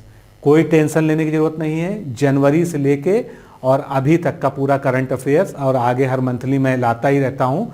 केवल आप YouTube पर मेरे वीडियोस को देख लीजिए और कुछ रटने की ज़रूरत नहीं है, 2 बार हर वीडियो को रिवाइज कर लीजिए। बाकी जो इम्पोर्टेंट पॉइंट लगे बहुत ज़्यादा, जो आपको लगता है भूल जाएंगे, उनको नोट कर लीजिए। यूपी का करंट तैयार हो गया, आप देख लिए, मैंने आपको जो है पीछे एनालिसिस दिखाई दी क्वेश्चन की। यूपी से 4-4, 5-5 क्वेश्चन जो है केवल करंट अफेयर्स पर आधारित आजकल पूछे जाने लगे हैं। उसमें यूपी का आपको सब कुछ कवर करना है, यूपी की योजनाएं, यूपी में घोषणाएं, एक्सप्रेस वे यूपी में बहुत सारे नए बन रहे हैं, नए स्वीकृत हो रहे हैं। यूपी में फिल्म सिटी बन रही है, बहुत सारे जो इंडस्ट्रियल क्लस्टर्स बन रहे हैं, आईटी सिटीज़ बन रही हैं, सॉफ्टवेयर पार्क्स बन रहे हैं। तो इन सब पे जो है बहुत जो है नॉर्मली आपसे क्वेश्चन कुछ, वैदिक विज्ञान सेंटर की स्थापना हो जाए, फॉरेंसिक यूनिवर्सिटी की स्थापना की बात करें, पुलिस यूनिवर्सिटी बन रही है। तो ये सभी जो है इसमें से कुछ भी आपसे, आयुष विश्वविद्यालय प्रस्तावित हो गया है, उसका शिलान्यास भी हो गया है। तो ये सब करंट के बहुत ही ज़रूरी टॉपिक हैं जो आपको पढ़ने हैं। आगे बढ़ते हैं। अभी नवीकरणीय ऊर्जा रिपोर्ट प्रस्तुत की गई है 2021 की, जो है वर्ल्ड लेवल पर विश्व की किसी संस्था ने जो है ऊर्जा नियामक संस्था के द्वारा ही आई है, सर्च कर लीजिएगा। तो उसमें भारत की जो है बहुत अच्छी प्रोग्रेस बताई जा रही है, खासकर सौर ऊर्जा के क्षेत्र में। तो ऊर्जा ये वाली रिपोर्ट पढ़ लीजिएगा। और नेशनल इंटरनेशनल लेवल पर जो है जो सोलर अलायंस है, उसके अलावा भारत में जो है ऊर्जा की खपत प्रति व्यक्ति कितनी है, कितनी उत्पादकता है, कितनी हमारी स्थापित क्षमता है, सौर ऊर्जा से हमको कितना प्राप्त हो रहा है, हमको जो है बाकी जो है वैकल्पिक ऊर्जा स्रोतों से क्या प्राप्त हो रहा है, जल ऊर्जा से, कोयले से, यानी तापीय विद्युत ऊर्जा कैसे कितनी प्राप्त। तो ये सब जो है डेटा आप कवर कर लीजिए। फिर कोरोना महामारी जो है, चूँकि ये तो एक ग्लोबल टॉपिक है और सुपरहिट टॉपिक है, इसमें रोज़ कुछ ना कुछ हमको नया देखने सुनने को मिलता है। तो इस पर जो है आपको क्वेश्चंस मिल सकते हैं। जो भी आप पढ़ा करिए उसको स्पेशली जो है कोरोना का अलग बना लीजिए, उसमें जो है लिखते रहा करिए। जैसे कि अब ओरल वैक्सीन्स भी आ रही हैं, नेज़ल वैक्सीन भी आ रही हैं। सभी कंपनियों के जो है वैक्सीन के नाम और उनका मेथड, जैसे अभी DNA बेस्ड पहली वैक्सीन भी लॉन्च हो गई है। आपसे पूछा जा सकता है कि विश्व की या भारत की पहली DNA बेस्ड जो है कोविड-19 के अगेंस्ट वैक्सीन कौन सी लॉन्च हुई है या किस कंपनी ने लॉन्च की है। RNA वाली वैक्सीन कौन सी है, DNA वाली कौन सी है, लाइव कौन सी है, डेड वायरस से बनी हुई कौन सी है जिसको एटेन्यूएटेड वैक्सीन कहते हैं। तो थोड़ा सा जो है कोरोना पे खासकर जो है इसके वैक्सीनेशन ड्राइव से रिलेटेड जो है जो भी आपके पास इंफॉर्मेशन हो उसको अलग जो है करते हुए इम्पॉर्टेंट मानकर उसको पढ़ते चलिए। जलवायु परिवर्तन और पर्यावरण संरक्षण पर जितने भी नवीनतम सम्मेलन, कार्यक्रम, सभाएं या घोषणाएं हुई हैं या योजनाएं लागू हुई हैं, उनको हम जो है अलग से पढ़ लीजिए, क्योंकि उनसे GS में भी क्वेश्चन आएंगे, करंट अफेयर से भी जुड़े क्वेश्चन आएंगे ही आएंगे। इसको स्पेशली ध्यान रखिएगा। जितने भी रिसेंट में जो है कोई इनिशिएटिव हुए हैं इन्वायरमेंट और इन्वायरमेंट प्रोटेक्शन को लेके या क्लाइमेट चेंज को लेके, तो उसको जो है पढ़ लीजिए। 29वां टॉपिक हमारा है मुद्रा और बैंकिंग से संबंधित करंट अफेयर्स। जैसे भारत में आज की डेट में कितने नेशनलाइज बैंक हैं, लगातार स्थिति बदल रही। जनवरी में कुछ और था, अप्रैल में कुछ और हो गई। तो इस तरह से क्वेश्चंस के लिए बिल्कुल तैयार रहिएगा। मुद्रा और बैंकिंग सेक्टर में जितने भी जो है रिसेंट बदलाव हुए हैं, जितने भी मर्जर हुए हैं, वो सभी जो है आपको तैयार करने होंगे। फिर चर्चित व्यक्ति या चर्चित व्यक्तित्व 2021, इसमें आपकी नियुक्ति भी आती है, निधन भी आता है, किसी को कोई खास पुरस्कार से सम्मानित किया गया है या कोई किसी वजह से बहुत ज़्यादा चर्चा में रहा है, तो इसको आप जो है फेमस पर्सनालिटीज़ वाले सेक्शन को करंट अफेयर्स में ज़रूर तैयार करके रखें। तो ये 30 दोस्तों ऐसे सेक्शन हैं, 30 ऐसे टॉपिक हैं जिनमें से आपको 35 से 40 प्रश्न मिलने ही मिलने हैं। अगर आप नोट कर चुके हैं तो इस पर अपना रिवीजन स्टार्ट कर दीजिए। मैं ये नहीं कहता हूँ कि बाकी चीज़ें छोड़ दीजिए, बाकी आपको जो रेगुलरली पढ़ते रहते पढ़िए, लेकिन इनको आप अवॉइड नहीं कर सकते, इनको आप छोड़ नहीं सकते हैं, इसलिए इन पर जो है आपका फोकस बहुत ज़रूरी है। चलिए अब GS के बाकी सब्जेक्ट्स को लेते हैं। कि उनमें कौन कौन से महत्वपूर्ण टॉपिक हैं रिवीजन के पॉइंट ऑफ व्यू से। पढ़ना आप 1 साल से पढ़ रहे हैं, 1.5 साल से पढ़ रहे हैं, आप 5 साल से तैयारी करने, आपने बहुत कुछ पढ़ रखा है, लेकिन जब बात आती है कि एग्ज़ाम करीब है तो हम जो है उन टॉपिक्स को ज़्यादा फोकस करते हैं जिनसे बारंबार क्वेश्चन पूछे जाते हैं। तो वो टॉपिक्स जो है यहाँ पर आपके सामने हैं, आप स्क्रीनशॉट ले सकते हैं, वीडियो पॉज करके लिख भी सकते हैं। कुछ जो है टॉपिक्स को मैं पढ़ के भी आपको बताता चलूँगा, जैसे कि सामान्य विज्ञान है, सामान्य विज्ञान और जो है प्रौद्योगिकी भी इसी में आ जाता है। इसमें आप जानते हैं कि जो 70% या 65 से 70% जो है जो पोर्शन है वो बायोलॉजी के अंतर्गत आता है, जीव विज्ञान के अंतर्गत आता है। यानी जीव विज्ञान पर आपको ज़्यादा फोकस करना है। सीधा सा कहने का अर्थ ये है क्या क्या टॉपिक्स जो है ज़्यादा पूछे जाते हैं और इसको पढ़ना कैसे है या रिवीजन कैसे करना है। जितने भी टॉपिक्स मैं आपको बता रहा हूँ, आपने निश्चित रूप से घटना चक्र पढ़ी होगी, पूर्वालोकन के सारे क्वेश्चन देखे होंगे। नहीं देखे हैं तो अभी भी समय है, देख लीजिए। बहुत ज़रूरी है कि बिना ओल्ड क्वेश्चंस के, प्रीवियस ईयर क्वेश्चंस के नैया पार नहीं होगी। 20 से 25 क्वेश्चन वहाँ से उठ के आते हैं, भले सीधे सीधे ना आए, उनका फॉर्म बदल जाएगा, उनका फॉर्मेट बदल जाएगा, पूछने का तरीका बदल जाएगा, लेकिन क्वेश्चन जो है आपको वहाँ से मिलेंगे ही मिलेंगे। तो साइटोलॉजी को अच्छे से पढ़ लीजिए, जेनेटिक्स को पढ़ लीजिए, बैक्टीरिया, वायरस, फंजाई, बहुत क्वेश्चन आते हैं। इनके संरचना के बारे में भी क्वेश्चन आ सकता है, इनसे होने वाले रोग के बारे में कौन सा क्वेश्चन तो आने ही आने होते हैं, मतलब डिजीज़ से क्वेश्चन तो पक्का ही होता है। फिर ह्यूमन न्यूट्रिशन, ये ऐसा टॉपिक है जिससे बायोलॉजी के 1 या 2 क्वेश्चन हर साल पक्के होते हैं। क्यों? इसमें आपको carbohydrate, vitamin, fat, minerals, fibre, इन सब के बारे में पढ़ना, इनकी संरचना पढ़नी, इनकी उपयोगिता पढ़नी, शरीर की कमी के कारण जो है शरीर में क्या प्रभाव पड़ते हैं, विटामिन की कमी, खनिज लवण की कमी से आपके शरीर पर क्या इफेक्ट आते हैं, ये सब जो है क्वेश्चन मोस्ट इंपॉर्टेंट वाली कैटेगरी में है। घटना चक्र या जो भी किताब आप फॉलो करते हैं, प्रीवियस ईयर क्वेश्चंस इसके सारे इन टॉपिक्स के देख डालिए, और जो आपने जहाँ से पढ़ने का स्रोत बनाया है वहाँ से इन टॉपिक्स को अच्छे से फिर से रिवाइज कर लीजिए। फोटोसिंथेसिस से क्वेश्चन पूछे जाते हैं। फिर ह्यूमन इवोल्यूशन, जैव विकास की जो विभिन्न थ्योरी है, उसमें फिर मानव विकास भी आ जाता है कि विभिन्न कालों में मानव का विकास क्या हुआ, निएंडरथल मानव, क्रोमैग्नन, क्रोमैग्नन सब जो पूछा जाता है। फिर बायोटेक्नोलॉजी आजकल बहुत ज़्यादा पूछा जाता है। बायोटेक्नोलॉजी में आपकी वैक्सीन जो है बनाने के तरीके भी पूछे जा सकते हैं, क्योंकि ये करंट से जुड़ा हुआ मुद्दा है। और उसके अलावा क्लोनिंग से क्वेश्चन, स्टेम सेल पर आधारित क्वेश्चन, बायो फर्टिलाइजर से रिलेटेड क्वेश्चन, फिर जो है पौधों के रोग, पौधों में जो है विशेषकर पूछे जाते हैं। और उसके अलावा जो है फलों के खाए जाने वाले भाग इत्यादि जो है ये बॉटनी से आ जाएंगे। और human system, human organ system, जिसमें खासकर जो है पाचन तंत्र यानी डाइजेस्टिव सिस्टम, स्केलेटल सिस्टम, और जो है अंतःस्रावी तंत्र जो है, जो हमारी शरीर की जितनी भी ग्रंथियां हैं यानी इंडोक्राइन ग्लैंड सिस्टम जो है इसमें मोस्ट इम्पॉर्टेंट में आता है। फिर इसी तरह से फिजिक्स, केमिस्ट्री की बात करें, आपके सामने सारे टॉपिक्स लिखे हैं। प्रकाश, ह्यूमन आई, मतलब लाइट, ह्यूमन आई, इनसे जो है बहुत क्वेश्चन आते हैं, रिपीटेडली क्वेश्चन पूछे जाते हैं। बाकी सारे टॉपिक यहाँ लिखे हैं, जैसे प्रकाश की बहुत सारी घटनाएं होती हैं, रिफ्रैक्शन, रिफ्लेक्शन, इंटरफेरेंस, डिफ्रैक्शन, तो ये सब लाइट की घटनाएं होती हैं। इनसे इन पर आधारित या इन पर आधारित जो है प्रैक्टिकल क्वेश्चंस जो होते हैं वो पूछे जाते हैं। नैनो टेक्नोलॉजी हुआ, फिर परमाणु जो है उस सब पार्टिकल्स, उनके जो है नाभिकीय विखंडन यानी न्यूक्लियर फ्यूज़न और फिज़न पे आधारित क्वेश्चन। फिर बहुत सारे वैज्ञानिक यंत्र हैं, उनके खोजकर्ता या उनके प्रयोग के बारे में पूछ लिया जाता है। साइंस की जो है ब्रांचेज से रिलेटेड क्वेश्चन बहुत ज़्यादा पूछे जाते हैं। तो ये सब जो है आपको इम्पॉर्टेंट टॉपिक्स हैं जिनको रिवीजन में आपको ध्यान रखने हैं, और इनके प्रीवियस ईयर क्वेश्चंस को लगातार जो है आप पढ़ते रहिए, दोहराते रहिए। भूगोल जो आपका समीक्षा अधिकारी का नंबर 1 प्रायोरिटी एरिया है।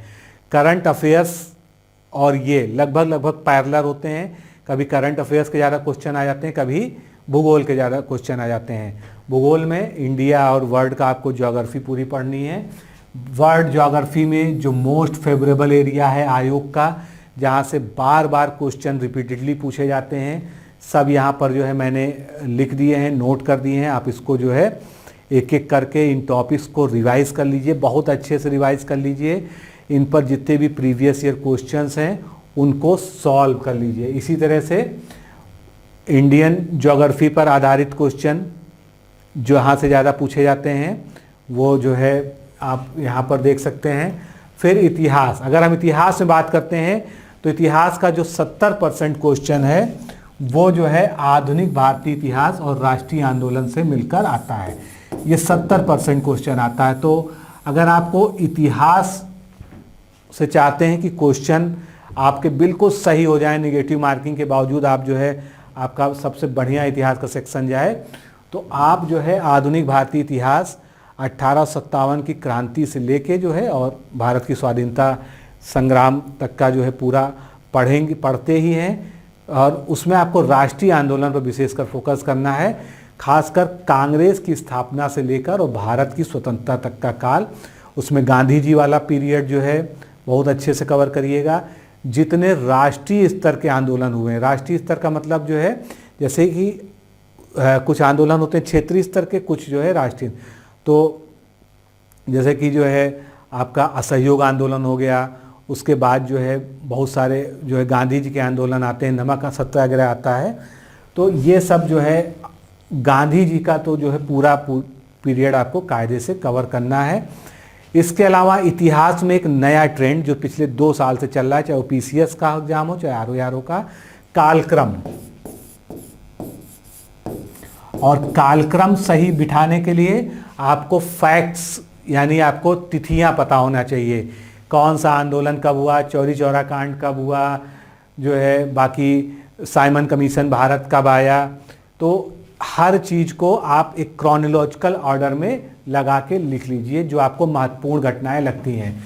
और अगर क्रोनोलॉजिकल ऑर्डर में लिखेंगे तो उससे ये हो जाएगा कि जब ऑर्डर पूछता है कि किसके बाद कौन सी घटना हुई कालक्रम में व्यवस्थित करने के लिए, तो वो वाला क्वेश्चन आपका कभी गलत नहीं होगा। ये चाहे आधुनिक भारतीय इतिहास की बात करें चाहे प्राचीन इतिहास की बात करें, इसमें भी ये चीज़ फॉलो होती है। प्राचीन इतिहास में भी जो है कालक्रम से संबंधित क्वेश्चन जो है बहुत ज़्यादा पूछे जा रहे हैं। या जो है कौन सा विद्रोह जो है, 4 विद्रोह दे दिया गया, उनके सुमेलन दे दिए गए, कृषक विद्रोह, जनजातीय विद्रोह, इस तरह के क्वेश्चन पिछले 2 साल से बहुत ज़्यादा पेपर में हावी हैं। और इसको आपको गलत नहीं करना है, ट्रेंड को समझिए, उसी ट्रेंड को फॉलो करिए। ये आपके प्राचीन भारतीय इतिहास के जो है मोस्ट इम्पॉर्टेंट टॉपिक्स हैं। फिर मध्यकालीन से बहुत ज़्यादा तो नहीं पूछता है, लेकिन मध्यकालीन से जो मेजर टॉपिक्स हैं वो यहाँ पर जो है हमने लिख दिए हैं। ये ध्यान मैं फिर बता दूँ, ये रिवीजन के लिए मैं बोल रहा हूँ। मैं ये नहीं कह रहा हूँ कि आप सब कुछ छोड़ दीजिए, केवल इतना पढ़ के संतुष्ट हो जाइए। लेकिन जब आप रिवाइज कर रहे हैं तो इन टॉपिक्स पे आपको अपना फोकस जो है 2 गुना रखना है। ये किसी भी हालत में छूटने नहीं चाहिए। आर्ट एंड कल्चर से 2 से 3 क्वेश्चन नियमित रूप से अब पूछा जा रहा है। तो आर्ट एंड कल्चर में जो है टॉपिक जानते हैं आप, जैसे शास्त्रीय नृत्यों के बारे में, केरल में कौन सा है, कुचिपुड़ी कहाँ का है, या बाकी इस तरह के जो है त्योहारों के बारे में पूछ लेते हैं, ओणम कहाँ का त्यौहार है। फिर जैन और बौद्धकालीन स्थापत्य कला, मंदिर निर्माण शैली, मुगल कालीन स्थापत्य, चोल काल के, फिर भारत की वैश्विक धरोहरें जो यूनेस्को से रिलेटेड हैं, ये सब जो है बहुत ज़्यादा पूछे जा रहे हैं और इनको आपको तैयार रखना है। पर्यावरण और पारिस्थितिकी 6 क्वेश्चन जो है आरओ प्री 2016 में पूछे गए थे, 6 या 7 क्वेश्चन थे। तो निश्चित रूप से अपने आप में इसका एक वेटेज है, छोटा टॉपिक होते हुए भी 6 क्वेश्चन आप इससे बहुत आराम से सही कर सकते हैं, क्योंकि बहुत ज़्यादा सिलेबस नहीं है इसमें। तो आप केवल प्रीवियस ईयर क्वेश्चंस को सॉल्व कर लीजिए, उतना आपके लिए पर्याप्त है। बाकी पर्यावरण से संबंधित जो भी समसामयिकी है वो पूछी ही जा रही है। पर्यावरण संरक्षण के लिए जितने भी राष्ट्रीय अंतर्राष्ट्रीय संस्थाएं बनाई गई हैं, उनके द्वारा जो प्रयास किए जा रहे हैं, उनका आपको स्थापना, उनके हेडक्वार्टर, ये सब आपको पता होना चाहिए। जो है पारिस्थितिकी अनुक्रमण यानी इकोलॉजिकल सक्सेशन क्या होता है, बायोस्फीयर क्या होते हैं, बायोस्फीयर रिजर्व्स क्या होते हैं, प्रमुख बायोम कौन से हैं, बायोडाइवर्सिटी से रिलेटेड क्वेश्चन, की स्टोन प्रजातियाँ, वाइल्ड लाइफ प्रोटेक्शन की बहुत सारी जो स्कीम्स हैं या बहुत सारे जो अभ्यारण्य बनाए गए हैं, कौन सा अभ्यारण्य कहाँ पर है, कौन सा नेशनल पार्क कहाँ पर है, तो ये सब जो है कुछ मेजर टॉपिक्स हैं जो आपको इसमें ज़रूर कवर कर लेने हैं। पॉलिटी का एक सेट पैटर्न है जो प्रीवियस ईयर को फॉलो करता है। 45 से 50% क्वेश्चन आपको पॉलिटी के प्रीवियस ईयर से मिलेंगे, सीधे सीधे वाले। तो अगर आपने इसके सारे प्रीवियस ईयर क्वेश्चंस को कर लिया तो 50% से ऊपर तो आपकी तैयारी ऐसे ही हो गई, और अगर आपने उसका डिस्क्रिप्शन भी पढ़ लिया तो आप जो है 80-90% तक पहुंच गए। और पॉलिटी में बहुत ज़्यादा कभी नयापन देखने को नहीं मिलता, कभी कभी जो है कोई करंट घटनाक्रम होता है, जैसे कि अभी सुप्रीम कोर्ट में जो है महिला जजों की नियुक्ति हुई, पहली बार ऐतिहासिक तौर पे इतनी सारी महिला जज एक साथ आईं तो इनकी नियुक्ति की गई। तो कोलोजियम व्यवस्था पे भी शायद क्वेश्चन पूछा जा सकता है, या जो है उन महिला जजों के बारे में भी आपसे क्वेश्चन पूछा जा सकता है, तो उसको हम पॉलिटी का करंट अफेयर्स मान के चलेंगे। तो इसमें एक सेट पैटर्न है, उसी सेट पैटर्न को फॉलो करिए, प्रीवियस ईयर क्वेश्चंस को सबसे पहले ख़त्म कर लीजिए, आपकी सारी टेंशन जो है पॉलिटी में ख़त्म हो जाएगी। इकोनॉमी में 60 से 65% करंट अफेयर्स ही आता है, जो मैंने शुरू में भी आपको बताया।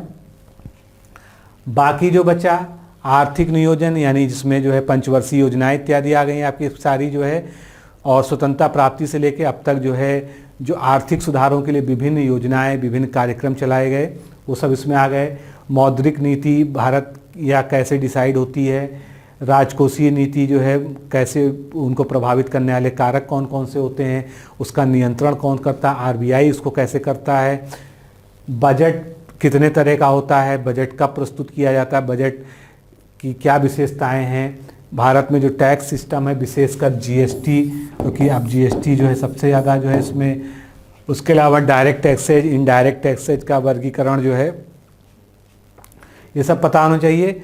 अर्थव्यवस्था में सामान्य परिभाषाएं कभी कभी पूछ लेता है, जैसे कि जीडीपी की परिभाषा क्या है, 4 ऑप्शन दे दिया। जीएनपी किसे कहते हैं, ऑप्शन दे दिया, उसमें से आपको सेलेक्ट करना है। अर्थव्यवस्था के विभिन्न सेक्टर्स जो हैं उनमें क्या क्या आता है, गरीबी से संबंधित, जैसे गरीबी रेखा को निर्धारित करने के लिए बहुत सारी समितियां बनी, उनके जो आकलन है, तेंदुलकर कमेटी, रंगराजन कमेटी, इन सब का जो है अलग अलग आपसे डेटा पूछा जा सकता है। इसी तरह बेरोजगारी से संबंधित जो है विभिन्न राष्ट्रीय अंतर्राष्ट्रीय जो है जो संगठन हैं अर्थ इकोनॉमी से रिलेटेड, उनकी स्थापना के बारे में, उनके कार्यक्षेत्र के बारे में, इंडिया में जितनी भी अर्थव्यवस्था से संबंधित जो है जैसे बैंक हैं या जो है वित्तीय संस्थाएं हैं, उनकी स्थापना, उनका कालक्रम। तो इसमें भी देखें जो क्लासिकल इकोनॉमी है, ये आप केवल अगर प्रीवियस ईयर क्वेश्चन से कवर कर लें रिवीजन में, तो ये बहुत जो है आपके लिए लाभदायक होगी। और करंट अफेयर्स का मेजर पोर्शन जो है इकोनॉमी से ही बनता है, इसलिए इकोनॉमिक करंट अफेयर्स पे आपको बिल्कुल फोकस करना है, जैसे जो है हमने शुरुआत में बात की थी।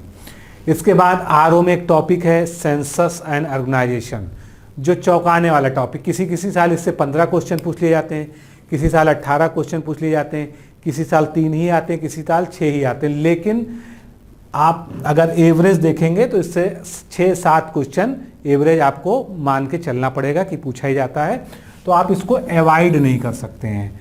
आपको भारत का पूरी जनगणना 2011, क्योंकि अभी 2011 का ही चल रहा है, 2021 का कोई भी शुरुआत ही नहीं हो पाई है कोविड के कारण, तो 2011 की जो आप लगातार पढ़ते आ रहे हैं उसी को आप रिवाइज कर लीजिए। सभी तरह के जो इंडिकेटर्स हैं साक्षरता वाले या लिंगानुपात वाले, उनके जो है मेजर 3 स्टेट्स और जो है लोअर 3, लोएस्ट वाले 3 जो है जो पोजीशन में हो, वो सब जो है आप जो है देख लीजिए। और सबसे अच्छा तो ये रहेगा कि प्रीवियस ईयर क्वेश्चन आपको पढ़ना ही है, उसमें ही आपका जो है मेजर पोर्शन इसका कवर हो जाएगा। फिर आते हैं यूपी स्पेशल, सबसे स्पेशल सेगमेंट है। यूपी स्पेशल से अब क्वेश्चंस की संख्या बढ़ रही है, 10 से 12-15 क्वेश्चन तक आ जाते हैं, इंक्लूडिंग यूपी करंट अफेयर्स। तो यूपी पे आपको विशेष ध्यान रखना है, यूपी को आपको एक सब्जेक्ट की तरह पढ़ना है, ये नहीं कि उसको आप एक एडिशनल सब्जेक्ट माने। आप इसको इस तरह से पढ़िए कि एक सब्जेक्ट है और आपके एग्ज़ाम में ये अच्छा स्कोर कराने की क्षमता रखता है। तो उत्तर प्रदेश के जो मोस्ट प्रोबेबल जो है जहाँ से सबसे ज़्यादा क्वेश्चन आज तक पूछे गए हैं वो सारे टॉपिक्स यहाँ पर लिखे हुए हैं। इसके अलावा जो है जो उत्तर प्रदेश का जो है जनगणना है, क्योंकि वो भी यूपी जीके में ही आता है, अगर हम जो है उसको उस सेंसस को अलग से यहाँ पर बात कर लें तो इसमें जो है साक्षरता, क्षेत्रफल पर आधारित क्वेश्चन, लिंगानुपात, जनघनत्व और जनसंख्या के हिसाब से बड़े जनपद, छोटे जनपद, यानी यूपी की जो है पूरी पहले जितने भी 6-7 मेजर जो है इंडेक्स हैं सेंसस के, लिंगानुपात हुआ, साक्षरता दर हुई, वो आप याद कर लीजिए। और भारत से उसका जो है अंतर, कि भारत की साक्षरता दर इतनी है तो यूपी कितनी है, कितना अंतर है, या भारत में जो है यूपी कहाँ स्टैंड कर रहा है, कौन से पोजीशन में है, उसको आप विशेष करके मार्क कर लीजिएगा। जनगणना पढ़ने के लिए एक मेरा सिंगल वीडियो जो है इस चैनल पे पड़ा है पूरा, अभी रिसेंट में जो इसको पढ़ाया गया था, उस वीडियो को 4 से 5 बार रिवाइज करके देख लीजिए, सारे डेटा आपको याद हो जाएंगे। उसके बाहर आपको कुछ नहीं पढ़ना पड़ेगा, प्रीवियस ईयर क्वेश्चंस को एक बार सॉल्व जरूर कर लीजिए। अब हम बात करते हैं एक साइलेंट टॉपिक की, क्योंकि इस टॉपिक की बहुत ज़्यादा लोग चर्चा नहीं करते तैयारी में। इसको जो है ये मान के चलते हैं कि बहुत सामान्य सा टॉपिक है, ये तो तैयारी हो जाएगा, लेकिन इसका अपना एक महत्व है। 10 से 14-15 क्वेश्चन प्रतिवर्ष इससे पूछे जाते हैं, जब भी प्रीलिम्स का एग्ज़ाम होता है, मेंस में भी आता है जो है। तो ये जो है रीजनिंग, लेकिन सबसे अच्छी बात है कि इसकी रीजनिंग ऐसी होती है कि अगर आर्ट साइड वाला भी कोई विद्यार्थी है तो उसके लिए भी कोई दिक्कत नहीं होती, बहुत सामान्य तरीके से वो जो है इन प्रश्नों को हल कर लेता है। बहुत ज़्यादा जो है ऐसे प्रश्न नहीं आते हैं जिनको आपको बहुत ही मेहनत से या किसी ट्रिक से सॉल्व करने पड़े। एक सामान्य बौद्धिक स्तर से भी उन जो है प्रश्नों को सॉल्व किया जा सकता है, लेकिन इसको यूं ही नहीं छोड़ा जा सकता, इसके लिए भी आपको तैयारी करनी पड़ेगी। तो तैयारी कैसे करनी पड़ेगी?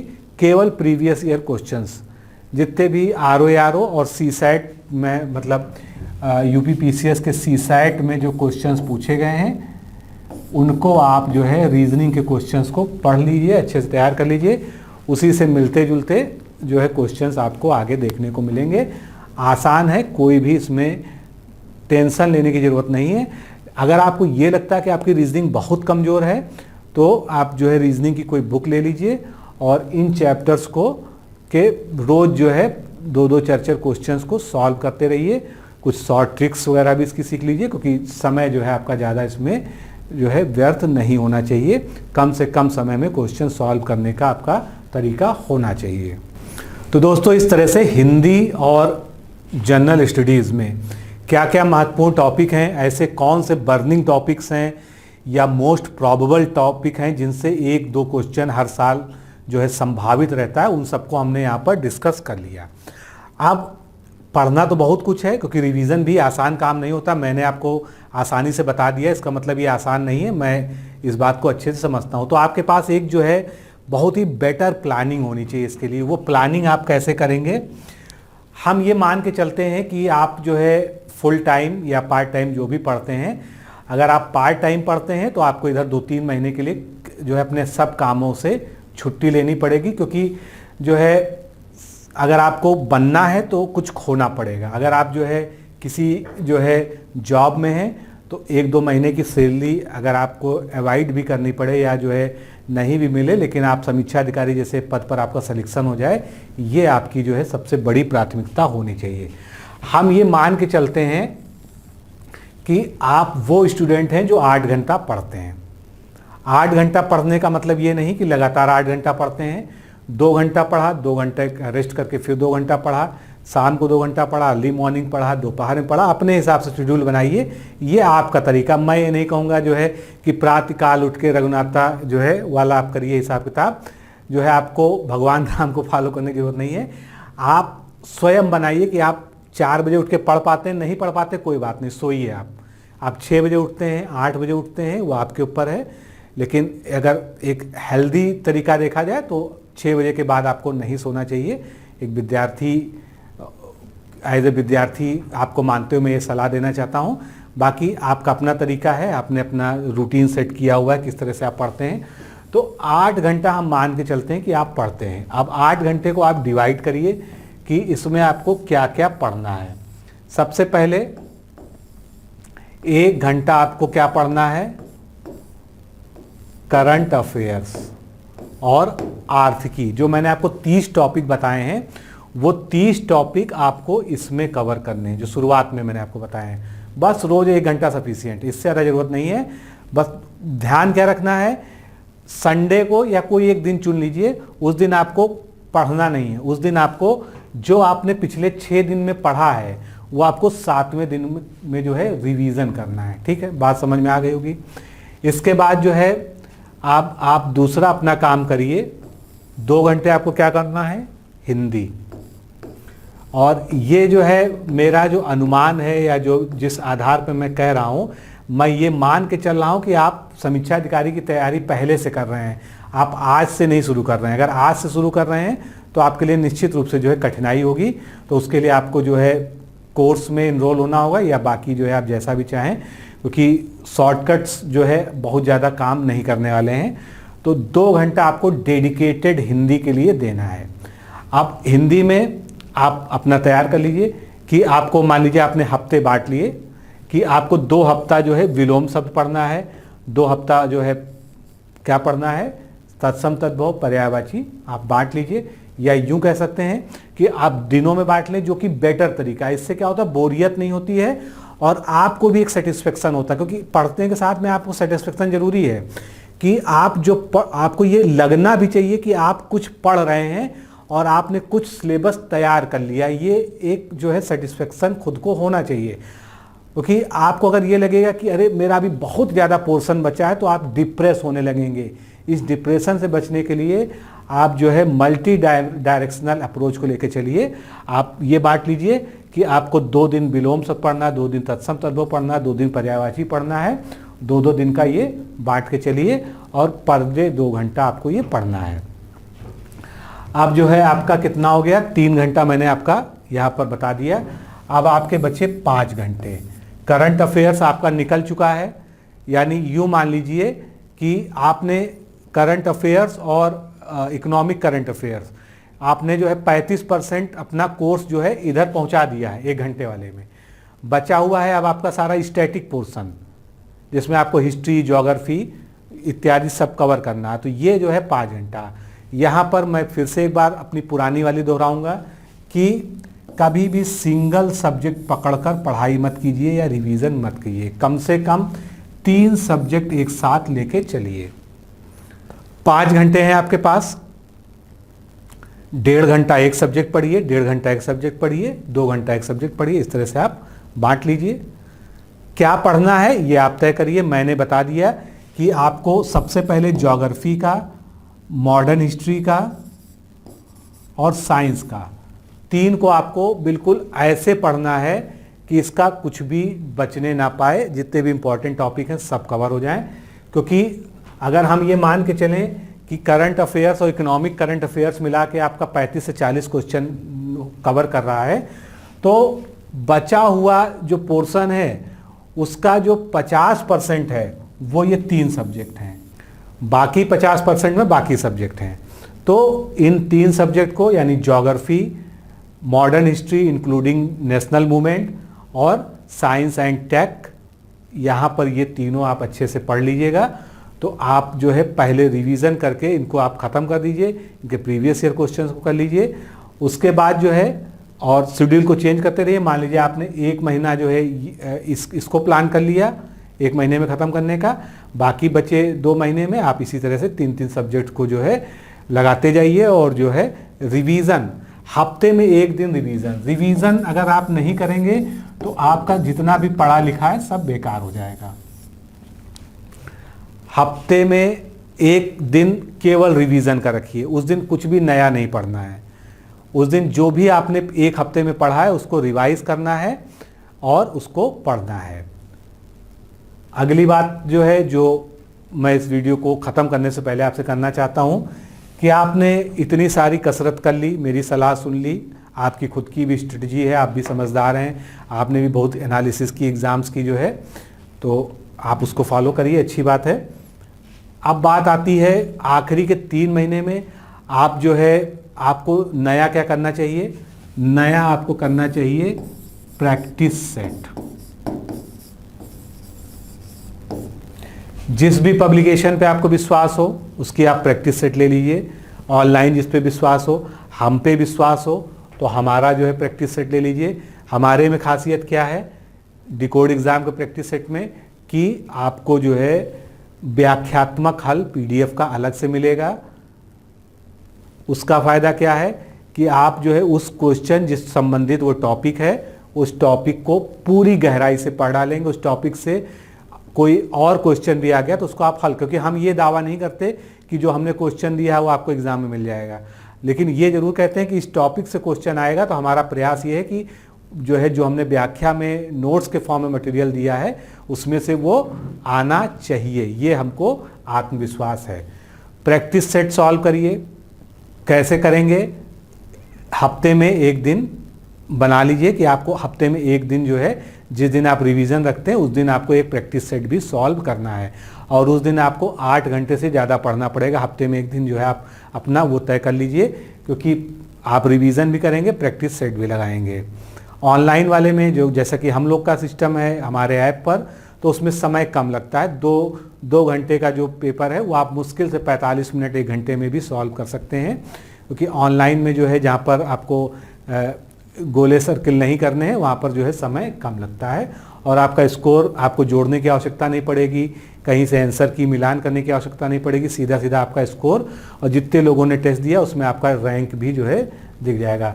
तो प्रैक्टिस सेट जरूरी है, चाहे किसी का भी लीजिए, कैसे भी लीजिए, कैसे भी करिए, क्योंकि आपने जो पढ़ा है अगर उसको आप परख नहीं रहे हैं, उसको आप कसौटी पे कस नहीं रहे हैं, और जब भी प्रैक्टिस सेट सॉल्व कीजिए इस चीज़ का ध्यान रखिए कि उसको थोड़ा सा एनालाइज कीजिए कि आप पढ़ रहे हैं, आप रिवीजन कर रहे हैं, उसके बावजूद भी कौन से टॉपिक्स ऐसे हैं जिनसे आपके क्वेश्चंस ज़्यादा गलत हो रहे हैं, या ओवरऑल वो कौन सा सब्जेक्ट है जिसमें आपका स्कोर लो हो रहा है। तो प्रैक्टिस सेट सॉल्व करेंगे, उससे आपको कॉन्फिडेंस भी आता है, आपकी कमियां भी पता चलती हैं। इसके अलावा आपको जो है परीक्षा हॉल में तेज़ी से कैसे प्रश्नों को हल किया जाए इसका भी एक अनुभव होता रहता है। ऐसा नहीं होता है कि आप एकदम से जाके परीक्षा हॉल में बैठे और केवल घबराहट में ही आप कई सारे क्वेश्चन जो है गलत कराए। वो इसलिए होता है कि आपने पहले इस तरह की प्रैक्टिस नहीं की है, क्वेश्चन आंसर लगाने की प्रैक्टिस नहीं की है।